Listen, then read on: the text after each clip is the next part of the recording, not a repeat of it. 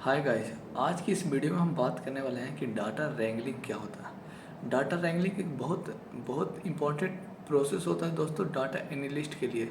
Data analyst जो लोग होते हैं एक कंपनी में, उसको ये काम करना था कि डाटा रैंगलिंग क्या होता है। मैंने जो डाटा एनालिस्ट रहते हैं उनको लिए ये बहुत इंपॉर्टेंट काम होता है डाटा रैंगलिंग।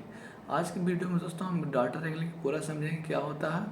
हाँ, इसमें हम प्रैक्टिकल नहीं करके दिखाएंगे आपको, लेकिन हम गिटहब का लिंक दे देंगे जिसमें मैं किया हुआ हूँ और आपको मैं गिटहब पे जाकर आप देख सकते हैं।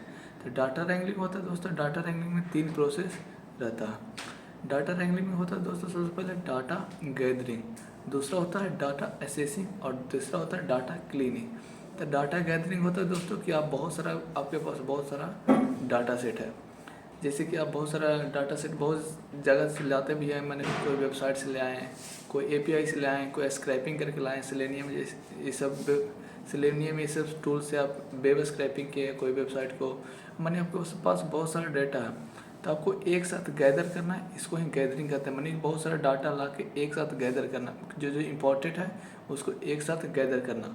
तो डाटा गैदरिंग होता है जहाँ के आपको डाटा वेबसाइट ये सब से लेकर आते हैं, डाटा बेस से लेकर आते हैं, एपीआई के थ्रू लेकर आते हैं, इसको डाटा गैदरिंग कहते हैं। तो सबसे पहला स्टेप होता है कि डाटा गैदरिंग करना और जितना भी डाटा है एक साथ एकजुट करना, इसको सबसे पहला स्टेप होता है डाटा रैंगलिंग का। और दूसरा स्टेप होता है दोस्तों डाटा असेसिंग।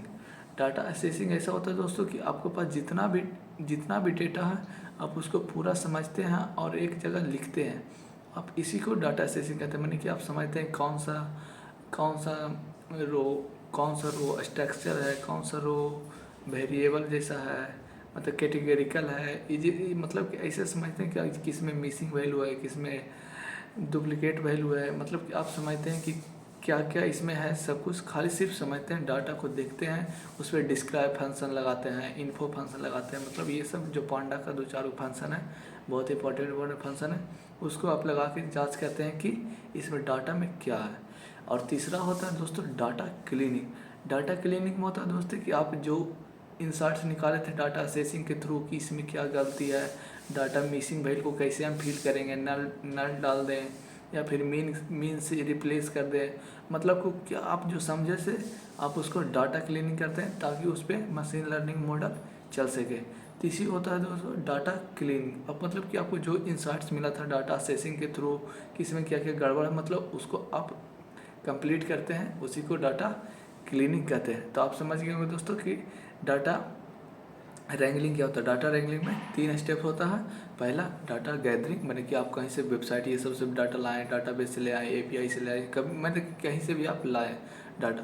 दूसरा होता है डाटा असेसिंग, मतलब कि आप डाटा को सिर्फ देखते हैं कि इसमें क्या है, कैसा है, डिस्क्राइब, मैंने कुछ 2-4 फंक्शन हम बोले, डिस्क्राइब, इन्फो, ये सब लगा के आप देखते हैं वैल्यू काउंट से, मतलब कि इसमें कौन सा ज़्यादा वैल्यू है, ये सब मतलब कि आप समझ गए होंगे।